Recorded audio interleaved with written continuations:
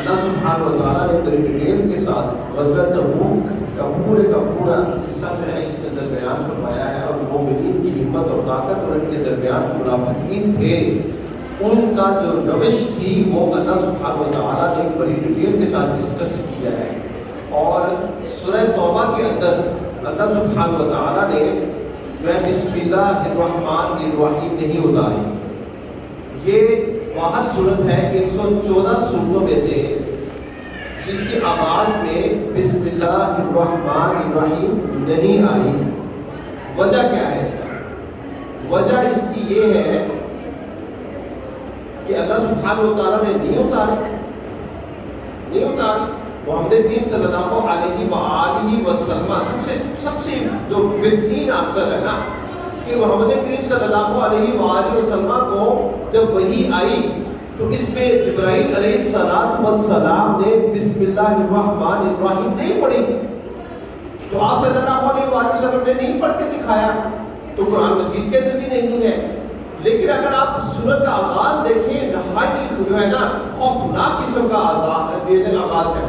اللہ سبحانہ و تعالیٰ فرماتے ہیں براءۃ من اللہ ورسولہ الی الذین عاہدتم من المشرکین۔ ڈائریکٹ اللہ سبحانہ و تعالیٰ ہٹ کرتے ہیں، ڈائریکٹ اٹیک کرتے ہیں مشرکین کے اوپر، کہ اللہ سبحانہ و تعالیٰ برات کا اظہار کرتے ہیں۔ اللہ سبحانہ و تعالیٰ بری الذمہ ہے ان مشرکین کے ساتھ جن کے ساتھ تم نے معاہدے کر رکھے ہیں، اللہ سبحانہ و تعالیٰ ان سے بیزار ہے، اللہ سبحانہ و تعالیٰ کا رسول بھی اس سے بیزار ہے، ٹھیک ہے نا۔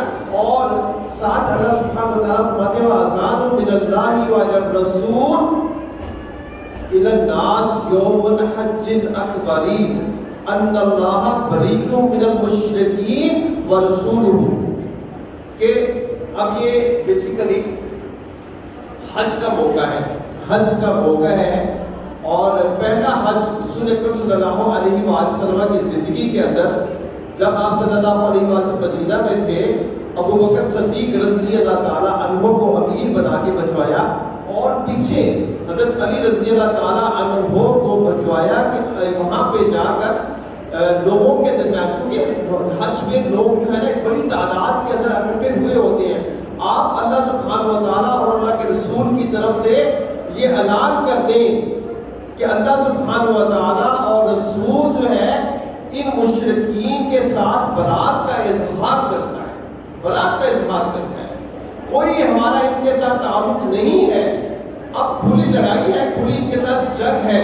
اور اللہ سبحانہ و تعالیٰ نے ساتھ ہی فرماتے انما المشرکون نجس، یہ مشرک لوگ جو ہیں یہ نجس ہیں، فلا یقربوا المسجد الحرام بعد عامہم ھذا، اس سال کے بعد یہ کوئی بھی مشرک بندہ جو ہے وہ مسجد الحرام کی حدود کے اندر داخل نہیں ہو سکتا۔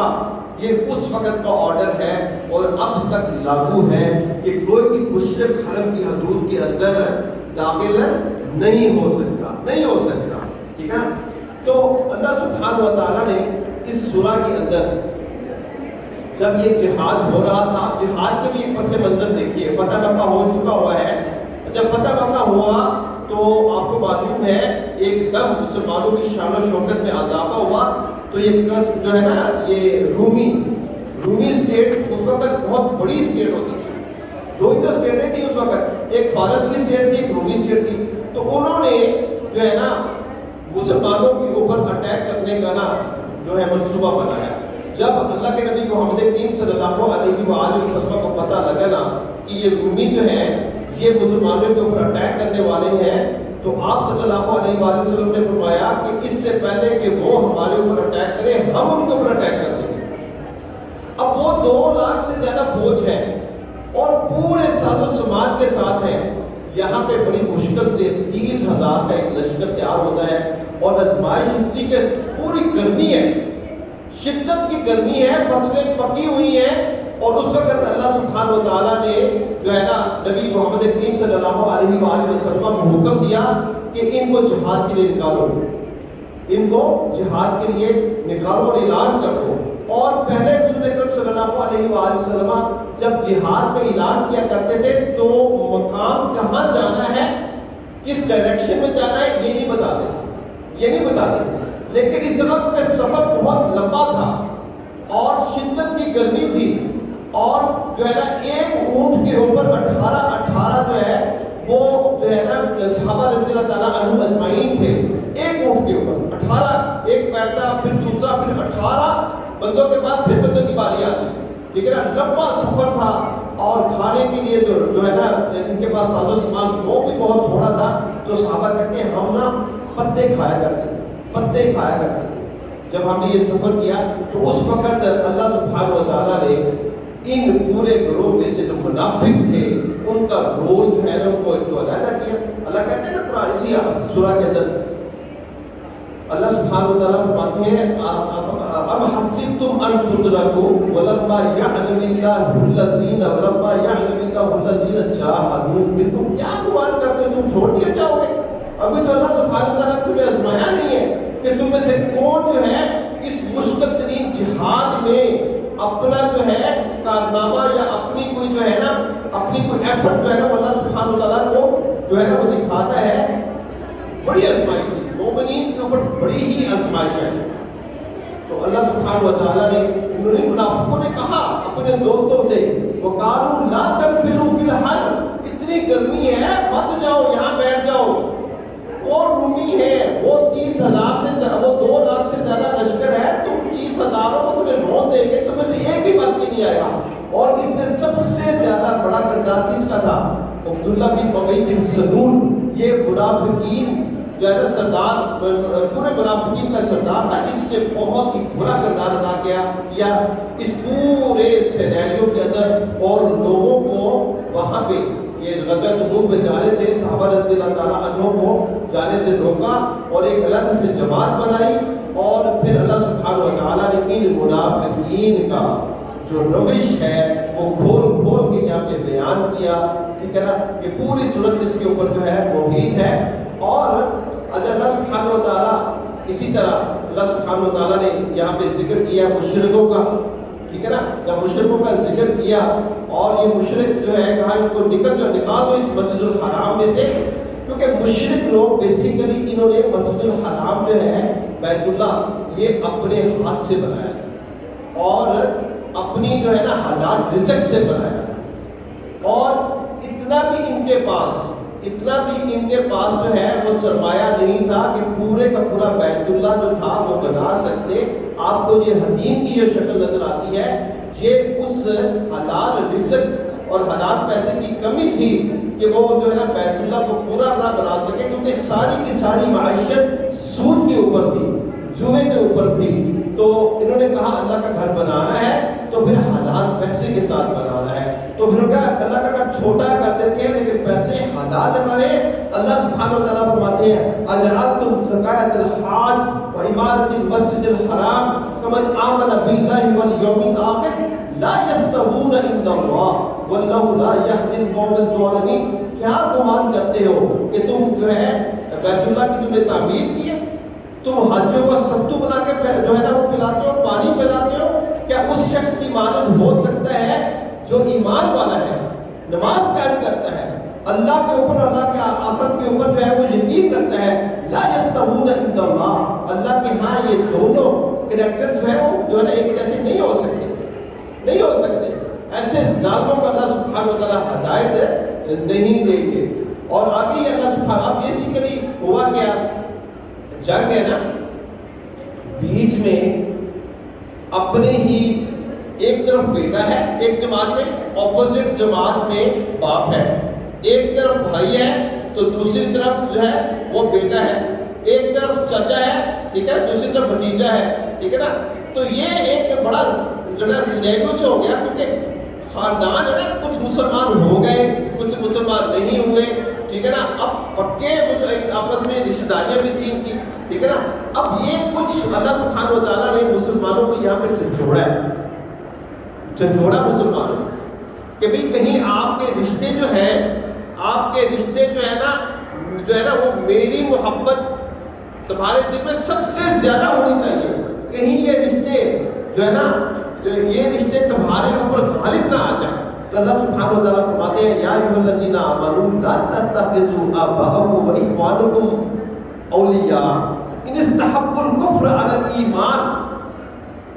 یہ تمہارے باپ ہے نا، یہ تمہارے بھائی ہیں، اگر ان کے دل کے اندر کفر ہے، ان کے دل کے اندر کفر ہے، ابھی مشرک ہیں، ان کو اپنا دوست مت بنانا، ان کے قریب بھی نہ جانا. ان استحبوا الکفر علی الایمان ومن یتولہم منکم فاولئک هم الظالمون. اور تم میں سے کوئی شخص اگر اللہ کے اوپر، آخرت کے اوپر، اللہ کے رسول کی رسالت کے اوپر ایمان لانے کے بعد ان سے جو ہے نا ربط رکھے اور ان سے محبت کرے دل میں، اور اس کے دل کے اندر اللہ کے رسول کی محبت سے ان رشتہ داروں کی محبت زیادہ ہے، تو ظالم ہے. اور ساتھ ہی اللہ سبحانہ وتعالیٰ فرماتے ہیں کن، سورہ توبہ ہے، ان کان آباؤکم وابناؤکم واخوانکم وازواجکم وعشیرتکم واموال اقترفتموها وتجارة تخشون کسادها وتجارة تخشون کسادها ومساکن ترضونها احب علیکم من اللہ ورسولہ وجہاد فی سبیلہ فتربصوا حتی یأتی اللہ بامرہ واللہ لا یہدی القوم الفاسقین. اللہ کہتے ہیں ان سے کہہ دیجئے نبی، اگر ان کے باپ، ان کے بیٹے، ان کے بھائی، ان کا کنبا، ان کی تجارت جس کے گھاٹے سے یہ ڈرتے ہیں، یہ خوبصورت گھروں میں رہتے ہیں، یہ سارے گھر جو ہے، ان کی بیویاں، ان کے دل میں ان کی محبت زیادہ ہے اللہ کے رسول کی محبت سے، تو ان سے کہہ دو یہ نکلنا نہیں چاہتے جہاد کے لیے، یہ اپنے رشتہ داروں کے ساتھ لڑنا نہیں چاہتے، فتربصوا، ان کو انتظار کرو حتی یأتی اللہ بامرہ، کہ اللہ کا امر آیا ہی چاہتا ہے. کیا مطلب؟ اللہ کا عذاب آیا ہی چاہتا ہے. ایسے فاسق بندوں کو اپنی صفوں میں شامل نہیں کرنا. آگے اللہ سبحانہ وتعالیٰ نے ذکر فرمایا ہے فتح مکہ کے بعد جو ہوا ہے جنگ حنین کا. اب جب فتح مکہ کے اوپر جو 10,000 کا لشکر تھا، اللہ سبحانہ وتعالیٰ نے بغیر کسی قتل و غارت کے اللہ سبحانہ وتعالیٰ نے فتح دے دی. اور اس کے بعد پتہ لگا کہ یہ حنین والے جو ہے نا، یہ جو ہے نا قبیلہ، اس میں حوازن کا قبیلہ تھا اور ایک اور قبیلہ، 2 قبیلے تھے، ٹھیک ہے نا. تو یہ جو ہے نا یہ بہت زیادہ گڑبڑ کر رہے تھے. تو رسول اکرم صلی اللہ علیہ وآلہ وسلم نے فرمایا کہ اس سے پہلے کہ یہ لوگ مزید جو ہے اسلام کو جو ہے نا یہ اسلام کو خراب کرنے کی کوشش کریں، جاتے جاتے اس قبیلے کو بھی جو ہے نا بلیہ پیٹ کر دیا جائے. اس جو ہے نا یہ جو کوپر پھوٹ رہی ہے، اس سے پہلے کہ یہ تنا بن جائے، اس کو جڑ سے اکھاڑ دینا چاہیے. اب 12,000 کا لشکر تھا، ثقیف قبیلہ، ثقیف اور حوازن، ٹھیک ہے، یہ 2 قبیلے تھے. 12,000 کا لشکر تھا. اب یہ غور سے سننے والی بات ہے، 12,000 کا لشکر پوری ساز و سامان کے ساتھ، اور راشن بھی، سواریاں بھی، ٹھیک ہے نا، تلواریں بھی، نیزے بھی اور ڈھالیں بھی، سب کچھ موجود ہے. تو پھر کسی جگہ میں صحابہ رضی اللہ تعالیٰ عنہم اجمعین کے دل میں یہ بات آ گئی. پہلے تو 3,000 تھے، ادھر 10,000 سے زیادہ تھے، ہمارے پاس ڈنڈے سوٹے تھے، تلواریں تھی. اس وقت ہم نے جو ہے نا چند چیز کی فتح مکہ میں کسی کی ضرورت نہیں ہوئی کہ ہمارے سامنے کھڑے ہو سکے. تو یہ ثقیف اور حوازن کے بندے، یہ کیا قبیلہ ہے، ہمارے لیے تو مشکل ہی کام نہیں ہے. تو وہ بڑے تیر انداز تھے، بہت زیادہ تیر انداز تھے. انہوں نے کیا کیا کہ مورچے کس لیے پہاڑوں کے اوپر، یہ اوپر بیٹھ گئے، لشکر نیچے سے آیا، اور جو ہی لشکر حنین کے مقام پر پہنچا انہوں نے تیروں کی بارش کر دی. اور ایسی تیروں کی بارش ہوئی ان صحابہ رضی اللہ تعالیٰ عنہم اجمعین کے کہ ان کے پاؤں کھڑ گئے، اور یہ پھر پیٹ پھیر کر پیچھے بھاگنے لگے. اور رسول اکرم صلی اللہ علیہ وآلہ وسلم درمیان میں ثابت قدم کھڑے اور کہتے ہیں کہ صحابہ تم کدھر ہو، مجھے چھوڑ کر کہاں جا رہے ہو؟ میں اللہ کا رسول محمد بن عبداللہ، اللہ کا سچا رسول ہوں. تو پھر جب انہوں نے یہ آواز سنی تو سارے صحابہ دوبارہ واپس آ کے رسول اکرم صلی اللہ علیہ وآلہ وسلم کو اپنے گھیرے میں لیا.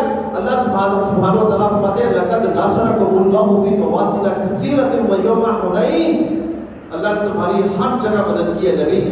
یوم حنین کے اوپر بھی آپ کی مدد کی. اذ اعجبتکم کثرتکم، جب تمہاری تعداد، تمہارا ساز و سامان نے تمہیں تعجب کر دیا، بڑے تم جو ہے نا فخری انداز میں یہ کہنے لگے اب ہمیں کون ہرا سکتا ہے. پھر اللہ سبحانہ وتعالیٰ فرماتے ہیں فَلَمْ تُغْنِي عَنْكُمْ شَيْئًا وَضَاقَتْ عَلَيْكُمُ الْأَرْضُ بِمَا رَحُبَتْ ثُمَّ وَلَّيْتُمْ مُدْبِرِينَ. اللہ نے تمہارے پر زمین کو تنگ کر دیا. وَضَاقَتْ عَلَيْكُمُ الْأَرْضُ بِمَا رَحُبَتْ ثُمَّ وَلَّيْتُمْ مُدْبِرِينَ. تم پیٹ پھیر کے بھاگ گئے. پھر اللہ سبحانہ وتعالیٰ نے کیا فرمایا ثُمَّ أَنزَلَ اللَّهُ سَكِينَتَهُ عَلَى رَسُولِهِ وعلى المؤمنين وأنزل جنودا لم تروها وعذب الذين كفروا وذلك جزاء الكافرين. پھر اللہ سبحانہ وتعالیٰ کو آسمان سے فرشتے اتارنے پڑے تمہارے رسول اکرم صلی اللہ علیہ وسلم اور مومنین کے اوپر سکینت اتاری. پھر دوبارہ یہ اکٹھے ہوئے, پھر ان کے ساتھ لڑائی ہوئی. اللہ سبحانہ وتعالیٰ نے ان کو فتح دی اور ان کو شکست دی, اور ان کافروں کو اللہ کی طرف سے عذاب جو ہے وہ جو ہے نا اس کا نزول ہوتا ہے.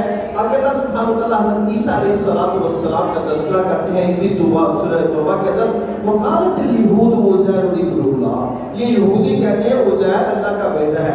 وقالت النصارى المسیح ابن اللہ, یہ نصائی کہتے ہیں یہ جو ہے مسیح یہ اللہ سبحانہ وتعالیٰ کا بیٹا ہے. ذالک قولهم بافواہہم یضاحکون قول الذین کفروا من قبل. یہ پہلے لوگوں کی کہانیاں جو ہے نا بات کر رہے ہیں, ان کے پاس کوئی دلیل نہیں ہے. اللہ کہتے ہیں قاتلہم اللہ, اللہ کو قتل کرے, غارت کرے, برباد کرے. انا یؤفکون, کیسے یہ بھٹکے پھرتے ہیں, کیسے یہ بھٹکے پھرتے ہیں یہ لوگ. ٹھیک ہے نا. اب اللہ سبحانہ وتعالیٰ فرماتے ہیں آدم کا بیٹا مجھے گالی دیتا ہے, آدم کا بیٹا مجھے گالی دیتا ہے. اللہ سبحانہ وتعالیٰ کے لیے یہ کہنا کہ عزیر اللہ کا بیٹا, عیسیٰ علیہ السلام اللہ کے بیٹے, تو گویا اللہ کو گالی دے رہا ہے. تکاد السماوات یتفطرن منہ وتنشق الارض, زمین کو اللہ سبحانہ وتعالیٰ اور پہاڑوں کو اور آسمان کو یہ عقل دے, اور وہ اس چیز کو جو ہے نا یہ وہ جو ہے اس چیز کو جو ہے وہ شعور رکھتے ہو کہ یہ ایک مخلوق ہے, یہ جو اللہ کی مخلوق ہے, یہ کہتے ہیں کہ اللہ نے بیٹا جنا ہے. پہاڑ جو ہے نا غصے سے ریزہ ہو جائے, زمین پھٹ جائے, آسمان جو ہے وہ ٹکڑے ٹکڑے ہو کے تمہارے سر پہ گر پڑے. یہ اتنی بڑی جو ہے نا تو بات جو ہے نا منہ سے کرتے ہو. اگر اللہ سبحانہ وتعالیٰ فرماتے ہیں اتخذوا احبارهم ورهبانهم اربابا من دون اللہ والمسیح ابن مریم, انہوں نے اتخذوا احبارهم ورهبانهم, اپنے پیشواؤں کو اور اپنے جو علماء کو اپنا نا رب بنا لیا. والمسیح ابن مریم, اور مسیح عیسیٰ علیہ السلام کو بھی اللہ کا بیٹا کہہ کے اور کہا ان اللہ ثالث الثلاثہ, تین اللہ ہیں, ایک عیسیٰ مریم اور اللہ ہے. ٹھیک ہے نا. اللہ سبحانہ وتعالیٰ فرماتے ہیں یہ یہاں پہ ایک میں حدیث بیان کرتا چلوں. جب عدی بن حاتم رضی اللہ تعالیٰ عنہ رسول اکرم صلی اللہ علیہ وآلہ وسلم سے پاس آئے تو انہوں نے کہا کہ آپ کے قرآن کے اندر ایک آیت ہے اتخذوا احبارهم ورهبانهم اربابا من دون اللہ. ٹھیک ہے نا, کہ یہ جو یہودی اور عیسائی ہے نا, ٹھیک ہے نا, یہ اپنے پیشواؤں کو نا اپنا رب مانتے ہیں, ہم تو نہیں رب مانتے. تو آپ صلی اللہ علیہ وآلہ وسلم نے ان سے پوچھا کیا تمہارے جو پیشوا ہیں, تمہارے جو رہبان ہیں, درویش ہیں, جن کے پاس تم جاتے ہو, ٹھیک ہے, پادری ہیں, اگر وہ کسی حرام چیز کو حلال کر کہہ دیں, اللہ نے اس کو حرام کیا, تم حرام جانو گے, حلال کہتے حلال, تو پھر وائس سے برسا اللہ نے اس کو حلال کیا ہے اور انہوں نے اس کو حرام کر دیا, تم کیا جانو گے کہتے حرام. تو تم نے اللہ کے مقابلے میں اپنے پادریوں کا, اپنے پیشوں کی بات ماننا گویا کہ ان کو رب ماننا ہے, گویا کہ ان کو رب ماننا ہے. اتخذوا احبارهم ورهبانهم اربابا من دون اللہ والمسیح ابن مریم وما امروا الا ليعبدوا الله الہ واحدا. حکم کیا دیے گئے تھے کہ ایک اللہ سبحانہ وتعالیٰ کی عبادت کرنی ہے. سبحانہ وتعالی ما یشرکون, اللہ سبحانہ وتعالیٰ پاک ہے ان تمام عیوب سے, ان تمام عیوب سے اللہ سبحانہ وتعالیٰ پاک ہے. آگے اللہ سبحانہ وتعالیٰ فرماتے ہیں انہی رہبانوں اور انہی پیشوں کا اللہ سبحانہ وتعالیٰ ذکر کرتے ہیں. اللہ سبحانہ وتعالیٰ فرماتے ہیں یہ بہت سے وَإِنَّ كَثِيرًا مِنَ الْأَحْبَارِ وَالرُّهْبَانِ لَيَأْكُلُونَ أَمْوَالَ النَّاسِ بِالْبَاطِلِ وَيَصُدُّونَ عَنْ سَبِيلِ اللَّهِ. یہ بہت سے یہ رہبان، یہ پیشوا، یہ اپنے آپ کو بزرگ سمجھنے والے، یہ علماء، اللہ کہتے ہیں لا یاکلون اموال الناس، یہ لوگوں کا مال کھاتے ہیں باطل طریقے سے۔ آج نظر آتا ہے نا آپ کو، معاشرے میں نظر آتا ہے نا، یہ بہت سے یہ علماء اور اپنے آپ کو جو پگڑی بنی ہے، کیسے لوگوں کا مال جو ہے نا ہڑپ کرتے ہیں، مزار بنائے ہوئے ہیں، اپنے آپ کو مفتی اعظم کہتے ہیں، اور کیسے لوگوں کو جو ہے نا اپنے چنگل میں پھنسا کر ان سے مال جو ہے نا وہ جو ہے وہ ان سے چھینتے ہیں۔ اللہ سبحانہ و تعالیٰ فرماتے ہیں یہ وَيَصُدُّونَ عَن سَبِيلِ اللَّهِ، اللہ کے سیدھا راستہ، سچا راستہ، صراط مستقیم سے یہ ہٹاتے ہیں، خود بھی گمراہ ہیں، لوگوں کو بھی گمراہ کرتے ہیں۔ وَالَّذِينَ يَكْنِزُونَ الذَّهَبَ وَالْفِضَّةَ وَلَا يُنْفِقُونَهَا فِي سَبِيلِ اللَّهِ فَبَشِّرْهُم بِعَذَابٍ عَلِيمٍ، وہ لوگ جو یہ سونے اور چاندی اکٹھے کرتے ہیں اور اللہ کے راہ میں جو ہے نا خرچ نہیں کرتے، مطلب اس کی زکات نہیں دیتے، صدقہ نہیں دیتے، ان کو خوشخبری دیجئے بہت بڑے دردناک عذاب کی، یوم یحمى علیہا فی نار جہنم فتکوی بہا جباہہم وظہورہم وجنوبہم وظہورہم ھذا ما کنزتم لانفسکم فذوقوا ما کنتم تکنزون۔ اللہ سبحانہ و تعالیٰ انہی سونوں کو اور چاندی کے ڈھیروں کو جب جہنم کی آگ میں جو ہے نا وہ گرم کریں گے، ان کو پگھلائیں گے، پھر اس کے ساتھ داغا جائے گا ان لوگوں کی پیٹھوں کو، ان کی پیشانیوں کو، ان کے پہلوؤں کو، اور پھر کہا جائے گا ھذا ما کنزتم لانفسکم، یہ وہ مال تھا جو تم اپنے لیے اکٹھا کرتے تھے، فذوقوا ما کنتم تکنزون، اب چکھ اس کا مزہ جو تم جو ہے نا اکٹھا کرتے تھے۔ اس لیے بھائیوں جتنا بھی مال ہے، 7.5 تولے سونا، 7.5 تولے سونے سے اوپر جتنا مال ہوگا اس کے اوپر 2.5% زکوٰۃ دینا فرض ہے۔ اور زکوٰۃ کس کو دینا ہے؟ یہ بھی اللہ سبحانہ و تعالیٰ نے اسی پارے کے اندر فرمایا ہے انما الصدقات، یہ زکوٰۃ کس کے لیے ہے؟ انما الصدقات للفقراء، 8 مصارف ہیں، 8 مصارف کے علاوہ آپ کہیں زکوٰۃ نہیں دے سکتے۔ پہلا کیا ہے؟ انما الصدقات للفقراء، فقیروں کے لیے، دوسرا والمساکین، مسکینوں کے لیے، تیسرا والعاملین علیہا، جو بیت المال کے اندر زکوٰۃ خانے کے اندر کام کرتے ہیں، جو ملازم رکھتے ہیں، آپ ان کو بھی زکوٰۃ دے سکتے ہیں۔ والمؤلفات قلوبہم، کسی کو اپنے مذہب کی طرف مائل کرنے کے لیے یہودی عیسائی یا ہندو کو بھی زکوٰۃ دی جا سکتی ہے۔ والغارمین وفی الرقاب، گردن غلام آزاد کرنے کے لیے۔ والغارمین، چھٹا والغارمین، جس کے اوپر کوئی بوجھ ہے، کس کا؟ قرض کا، جو قرض دار ہے اس کو بھی زکوٰۃ دی سکتی ہے۔ اور 7واں مصارف فی سبیل اللہ، اللہ کے راستے میں وابن السبیل، اور کوئی مسافر ہے۔ ایون کہ اگر میں جیسے سعودیہ گیا ہوں اور میری جو ہے نا میرے پاس جتنی جگہ پہنچی تھی وہ کسی نے چھین لیا، گر گئی، میں پریشان ہوں، میں کسی سے ہیلپ کے لیے کرتا ہوں تو وہ مجھے بھی زکوٰۃ دے سکتا ہے کیونکہ میں مسافر ہوں۔ تو مسافر بے شک وہ ارب پتی ہو، کروڑ پتی ہو، اس کو بھی زکوٰۃ دی جا سکتی ہے۔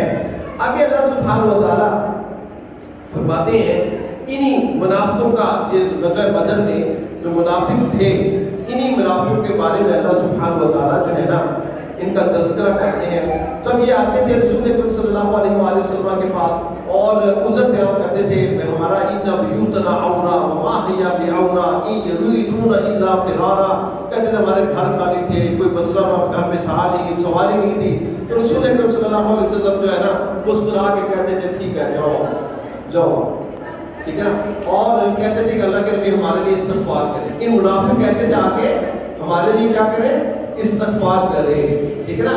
حالانکہ اللہ کہتی ہے ان یریدون الا فرارا وما ہی بعورا، گھر خالی نہیں تھے، فرار چاہتے تھے، فرار چاہتے، اتنی گرمی میں جو ہے وہ سفر کرنا نہیں چاہتے تھے، اور پتہ تھا 2 لاکھ کی فوج ہے، 30,000 کے ہم ہیں، وہاں پہ جا کے جو ہے نا جان کے لالے پڑ جانے، مرنا نہیں چاہتے تھے۔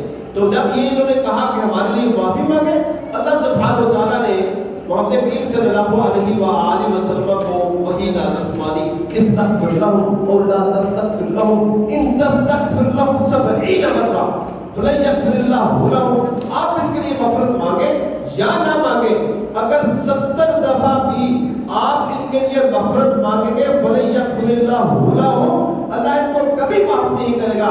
إِنَّهُمْ كَفَرُوا بِاللَّهِ وَرَسُولِهِ، انہوں نے کفر کیا اللہ کے ساتھ، اللہ کے رسول کے ساتھ، ٹھیک ہے نا. اور یہ فاسق اور فاجر اور ظالم لوگ، آپ ان کے لیے مغفرت مانگیں گے بھی تو اللہ سبحانہ و تعالیٰ ہے ان کو کبھی بھی معاف نہیں کرے گا.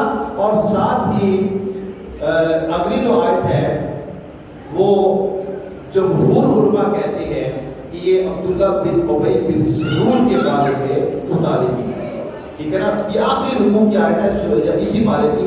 وَلَا تُصَلِّ عَلَىٰ أَحَدٍ مِّنْهُمْ مَاتَ أَبَدًا وَلَا تَقُمْ عَلَىٰ قَبْرِهِ إِنَّهُمْ كَفَرُوا بِاللَّهِ وَرَسُولِهِ وَمَاتُوا وَهُمْ كَافِرُونَ. جب عبداللہ بن ابی بن سلول جو ہے نا یہ مر گیا، ان کا بیٹا، اس کا بیٹا تھا، اس کا نام بھی عبداللہ رضی اللہ تعالیٰ عنہ تھا. تو رسول اکرم صلی اللہ علیہ وسلم کا سچا اور کھرا صحابی تھا. تو اس نے کہا کہ اللہ کے نبی باپ فوت ہو گیا، نماز جنازہ پڑھا.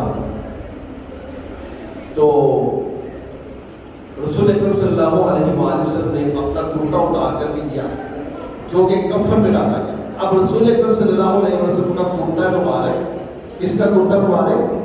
رسول اکرم صلی اللہ علیہ وسلم کا مبارک، وہ کفن پہ ایز اے چادر اس کو جو ہے نا وہ استعمال کیا گیا، ٹھیک ہے. اور رسول اکرم صلی اللہ علیہ وسلم نے اپنا لعاب دہن اس منافق عبداللہ بن ابی بن سلول کے منہ میں ڈالا. دو باتیں ہوئی. پھر رسول اکرم صلی اللہ علیہ وسلم نے ان کی نماز جنازہ میں پڑھائی. یہ 3 کام کی. مجھے یہ بتائیں محمد کریم صلی اللہ علیہ وسلم نے 3 یہ کام کسی بھی میت کے ساتھ کیے ہوں تو کوئی اس کو اس کے بارے میں فتویٰ دے سکتا ہے یہ جہنم میں جائے؟ بتائیں. یہ 3 کام کوئی ہستی کون سی ہے؟ عام ہستی نہیں ہے. رسول اکرم صلی اللہ علیہ وسلم کسی کے لیے استغفار کر دیں، ٹھیک ہے نا، استغفار کر دیں کسی کے لیے، یہ بہت بڑی اس کے لیے جو ہوتی ہے نا، بہت بڑی خوشخبری ہوتی ہے اس کے لیے کہ نبی محمد کریم نے استغفار کر دیا.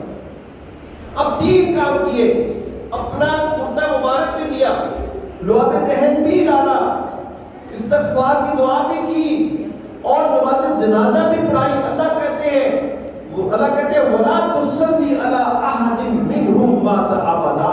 کیوں آپ نے اس کی نماز جنازہ پڑھائی ہے نبی؟ وَلَا تَقُمْ عَلَىٰ قَبْرِهِ، آپ کیوں اس کے قبر کے اوپر کھڑے ہوئے؟ کیوں خبر؟ اللہ